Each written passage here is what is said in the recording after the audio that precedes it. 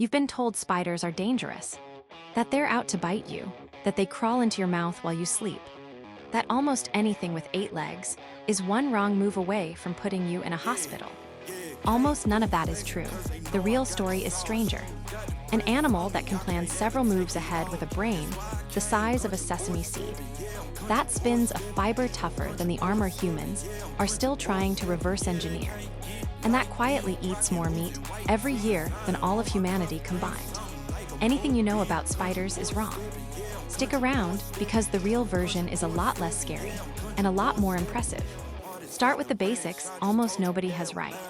Spiders aren't insects, they're arachnids, with 8 legs instead of 6, 2 body segments instead of 3, and no antennae at all. And they aren't a small, tidy category either. Scientists have formally described more than 50,000 distinct spider species, a milestone only recently crossed. And the actual number alive on Earth right now is estimated at well over 100,000. Researchers are still finding roughly 1,000 new species every single year. Every one of them, from the smallest jumping spider to the largest tarantula, builds its entire toolkit its home, its trap, its parachute, sometimes even its meals, out of one material it produces from its own body. Myth number 1, and the one doing the most damage to the reputation of an entire class of animals. Most spiders are dangerous. It's the assumption behind almost every panicked reaction to something small moving fast in the corner of a room. So how many species, out of those 50,000 plus, actually deserve that fear? Ask most people to name a dangerous animal, and a spider comes up almost instantly, ahead of animals that hospitalize and kill far more people every year. Fewer than 30 species, out of more than 50,000, have ever been responsible for a human death. That's well under 0.1%. In the United States, of roughly 3,700 known spider species, only about a dozen are considered medically significant enough to worry about at all, mainly the widow spiders and the recluse spiders. Worldwide, it's basically the same short list, plus a handful of regional exceptions like the Brazilian wandering spider. Almost every spider you will ever encounter in your entire life physically cannot hurt you in any meaningful way. And here's the part that surprises people. Spiders rarely bite humans, but it isn't because their fangs are too small or too weak. Most spiders large enough to notice could physically bite you if they wanted to. They almost never want to. To a spider, you are not food, and you are not a threat worth fighting. You're a landscape. Confrontation with something 1,000 times its size is the last thing on its agenda. Which brings us to the most repeated spider myth of all. Daddy long legs are supposedly the most venomous spiders in the world, with fangs too weak to bite you. It's a complete urban legend, with zero scientific basis, and it falls apart even faster once you learn that daddy long legs doesn't even mean one animal. Depending on where you live, it might mean a crane fly, which is an insect with no venom at all. It might mean a harvestman, which is an arachnid but not a spider, and has no venom glands whatsoever. Or it might mean an actual falsid spider, sometimes called a cellar spider, whose venom is real but unusually weak, nothing close to most venomous in the world.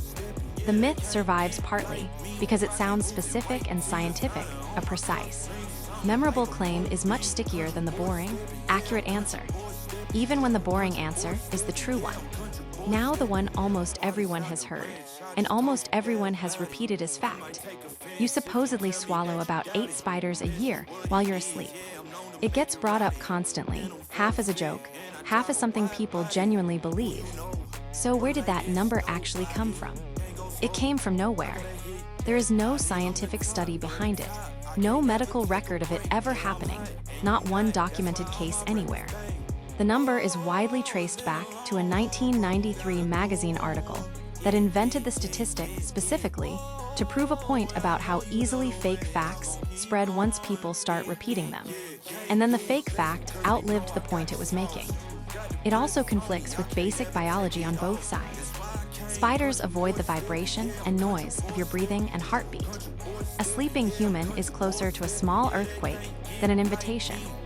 And if a spider somehow did end up on your face, you would almost certainly wake up. The 8 spiders myth isn't just unproven. It's a myth about a myth, and it worked exactly as well as its inventor hoped. One more relationship myth before we move on.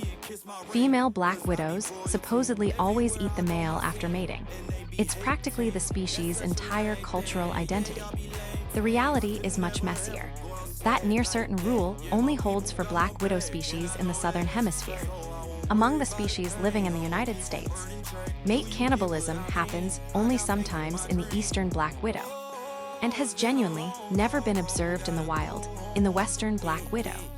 And in a twist almost nobody expects, researchers have documented the exact opposite in other spider species, males eating females. Often before mating has even happened at all. Even in the species where cannibalism does happen, researchers increasingly think hunger, not romance gone wrong, is the better explanation. A female who has just invested enormous energy in producing eggs, treating a slow-moving male as a convenient meal. Not a ritual. So spiders aren't the danger the culture makes them out to be. But harmless undersells them just as badly as dangerous does, because some of them are doing something genuinely remarkable with a brain you couldn't see without a microscope. Meet the jumping spider, a group most people write off as the cute one that doesn't seem as scary. Fair enough, but that's not what makes it remarkable. Its brain is roughly the size of a sesame seed. And that brain has recently been shown to do something scientists genuinely did not expect from an invertebrate. Jumping spiders have working memory. When their prey moves out of sight, they don't just lose track of it, they maintain a mental representation of where it went, and act on that memory minutes later. Researchers have run maze experiments where the spider can only reach visible prey by first moving away from it, taking a longer, indirect route around a barrier. Spiders solved it, and when researchers deliberately sent them down the wrong path, the spiders paused, visibly hesitating, as if their own expectation of finding prey there had just been violated. That is forward planning. That is a spider forming an expectation about the future and noticing when reality doesn't match it. This matters beyond spiders. For a long time, the working assumption in animal cognition research was that real planning, holding a goal in mind, and choosing an indirect path to reach it required a vertebrate-sized brain. Jumping spiders are quietly dismantling that assumption, one maze at a time, with a nervous system that would fit on the head of a pin.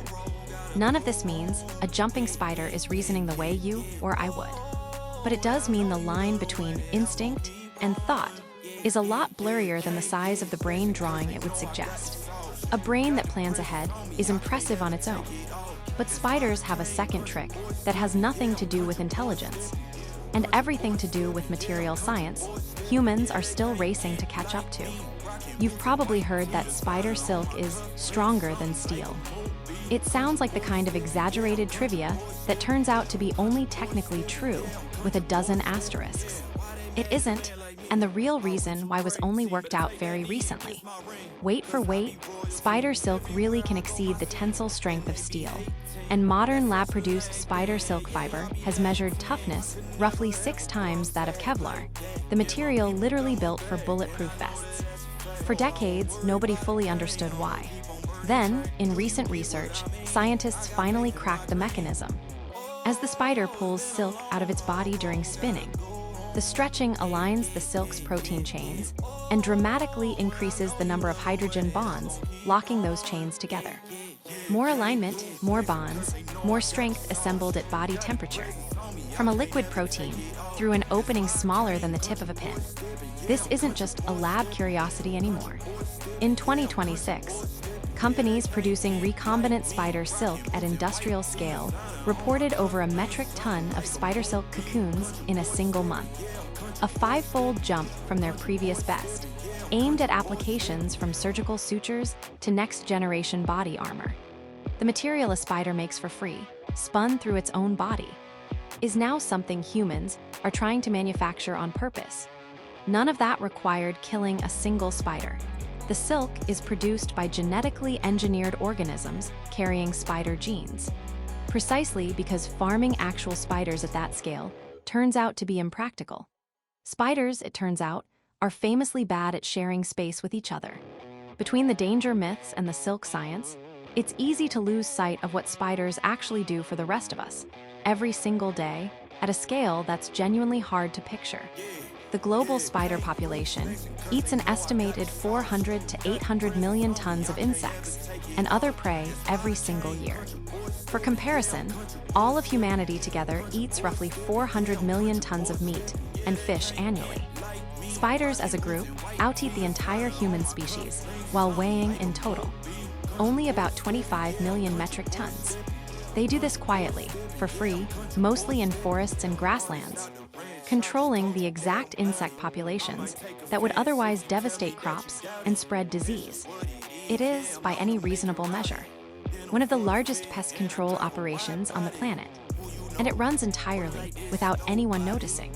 So here's where all of this actually lands. The animal you were taught to fear on sight is, almost without exception, no threat to you at all. The daddy longlegs isn't secretly deadly. You are not swallowing spiders in your sleep.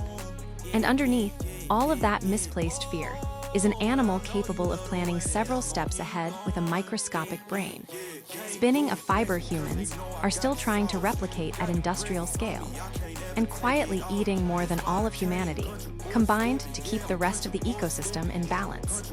Leave the web in the corner of your porch this year. It's doing more work than you think. And the next time someone tells you they swallow 8 spiders a year, you'll know exactly where that number actually came from. Anything you know about spiders is wrong, but now a little less of it is.